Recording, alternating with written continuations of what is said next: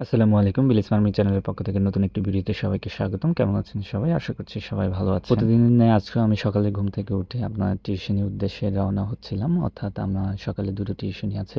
যেহেতু আপনার পোলাপানের স্কুল থাকে, এইজন্য হচ্ছে যে খুব ভোরে আমাকে ঘুম থেকে উঠতে হয়। তো ঘুম থেকে উঠেই হচ্ছে যে আমি ফ্রেশ হয়ে আপনার টিউশনিতে চলে যাই। তো সেখান থেকে আসতে, আসতে হচ্ছে যে আমার প্রায় আপনার ২ ঘন্টার উপরে লেগে যায় মোটামুটি সময়।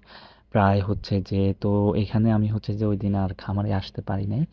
তো হচ্ছে যে আমি ওখান থেকে সরাসরি হচ্ছে যে টিউশনিতে চলে যাই। টিউশনি শেষ করার পরে তারপরে খামারে আসি। তো রীতিমতো খামারে টিউশনি শেষ করে খামারে আসার পর যে জিনিসটা দেখি এটা মোটেও কখনো এটার জন্য আমি প্রস্তুত ছিলাম না। আর কখনোই এই ধরনের অভিজ্ঞতা ফেস করিনি। তো যেটা দেখলাম যে আসলে অত্যন্ত কষ্টের ছিল। আমি হচ্ছে যে গতদিন রাতে হচ্ছে যে কিছু হাঁস মানে হচ্ছে যে আপনার যেহেতু আমার অধিক পরিমাণে বাচ্চা প্রায় ৬০ পিসের মতো, তো আমি কিছু বাচ্চা ভালো ব্রুডিংয়ের মতো আপনার এখানে একটা হাঁসের তলায় দিয়ে গেলাম।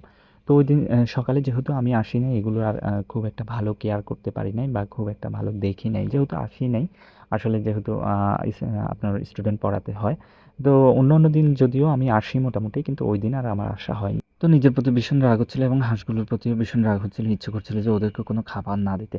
আসলে নিজের চোখে যেটা দেখতেছি এটা আসলে দেখার মতো না যেমন তেমন সহ্য করার মতো। ছোট একটা বাচ্চা কিভাবে মানে হায়নার মতো কিভাবে কামড়াচ্ছে আর কিভাবে মানে খাচ্ছে, খাওয়ার চেষ্টা করছে আরকি। মানে এটা দেখে ওখানে স্থির থাকার মতো অবস্থা নাই। তারপরেও কি করব, মানে ভীষণ রাগ হচ্ছে, ভীষণ জেদ হচ্ছে এদের প্রতি। ইচ্ছে করছে এদেরকে খাবার না দিতে। তারপরেও কি করব? কারণ নিজের হাঁস, ওগুলো যেমন আমার হাঁস ছিল, এরাও আমার হাঁস। কিছু করার নাই। ধৈর্য ধরতে হবে প্রচুর পরিমাণে।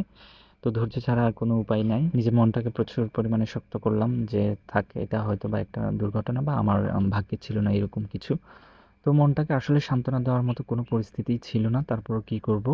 এই ধরনের দুর্ঘটনা আসলে কখনোই ফেস করিনি। তো আপনাদের যাদের খামার আছে অবশ্যই আমার ভিডিওটা দেখার পর আপনারা নিজেরাও একটু সচেতন থাকবেন। কেননা যদি কোনো মা হাঁস থেকে থাকে, মানে প্যারেন্টস হাঁস থেকে থাকে এরকম কোনো অ্যাডাল্ট বা সেমি অ্যাডাল্টের সাথে, অবশ্যই এগুলোকে একটু টেক কেয়ার করে রাখবেন বা না দেওয়ারই চেষ্টা করবেন। এটা আপনাদেরই লাভ। কারণ আমি আগেই বলেছিলাম যে আপনার চীনা হাঁস খুবই অ্যাগ্রেসিভ হয়। আর এরা খুবই রাগান্বিত হচ্ছে। মানে হচ্ছে যে এরা হচ্ছে বিভিন্ন মানে এদের ছোট বড় বেজকে ওরা নিজেরা সহ্য করতে পারে না। ওদের হচ্ছে যে এজ যদি সমান তালে থাকে, এগুলো যে কোনো প্রাণী হোক, পশু মানে বিশেষ করে হাঁস মোরগ, এরা হচ্ছে বিভিন্ন এইজের যদি আপনি একসাথে মিক্স করেন দেখা যাচ্ছে যে ওরা অনেক বেশি প্রচুর পরিমাণে মারামারি করে। তো সেক্ষেত্রে দেখা যাচ্ছে যে আপনি ওদেরকে আলাদাভাবে দেওয়ার চেষ্টা করতে, তা বিভিন্ন বেচে হাঁস মুরগি একসাথে পালবেন না, পাললে হয়তো বা একই বেচের হাঁস অথবা মুরগি পালবেন, এটা আপনার জন্য অনেক বড় ভালো। তো আমার ভাতিজা হচ্ছে যে হাঁসগুলোকে নিচ্ছে একটা করে এগুলো ফেলে দেওয়ার জন্য। এখন তো আর কোনো কিছুই করার থাকবে না। তো এখানে আরও কিছু হাঁস আছে হচ্ছে যে আপনার মানে এখানেই কিছু দিলাম, তো এরাও আছে। এরা আলহামদুলিল্লাহ ভালো আছে, যেহেতু এরা আলাদা একটা ঘরে ছিল এই জন্য এদের কোনো দুর্ঘটনা ঘটেনি।